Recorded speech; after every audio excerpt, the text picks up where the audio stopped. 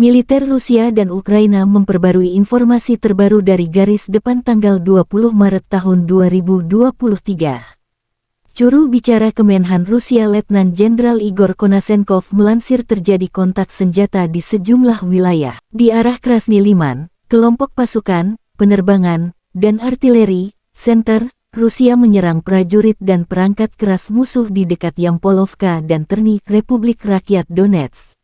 Dalam 24 jam terakhir, musuh kehilangan lebih dari 100 tentara Ukraina, 1 kendaraan tempur infanteri, 3 truk pickup, 1 kendaraan bermotor, dan 1 howitzer Mesta B. Igor Konashenkov melansir secara total, 402 jet tempur angkatan bersenjata Ukraina, 223 helikopter, 3.471 kendaraan udara tak berawak dihancurkan.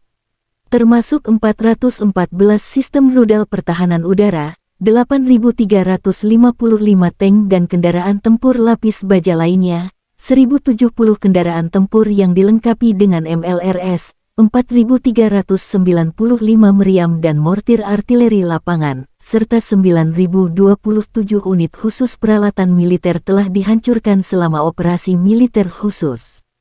Di sisi lain, Kementerian Pertahanan Ukraina dalam sebuah pernyataan mengatakan Rusia kehilangan 700 prajurit dalam satu hari. Secara total, Kremlin kehilangan 165.610 prajurit selama konflik, termasuk 3.537 tank, 6.869 kendaraan tempur lapis baja serta 305 jet tempur dan 290 helikopter. Presiden Ukraina Volodymyr Zelensky dalam sebuah pernyataan tanggal 20 Maret mengumumkan kabar baik untuk Ukraina dan mitra Eropanya. Kami memiliki beberapa keputusan penting hari ini, terutama keputusan pertahanan.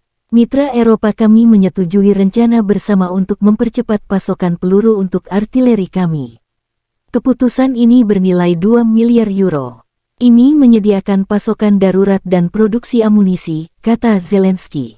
Konflik Rusia dan Ukraina berlangsung selama 390 hari. Tidak ada tanda-tanda perdamaian. Бажаю здоров'я, шановні українці.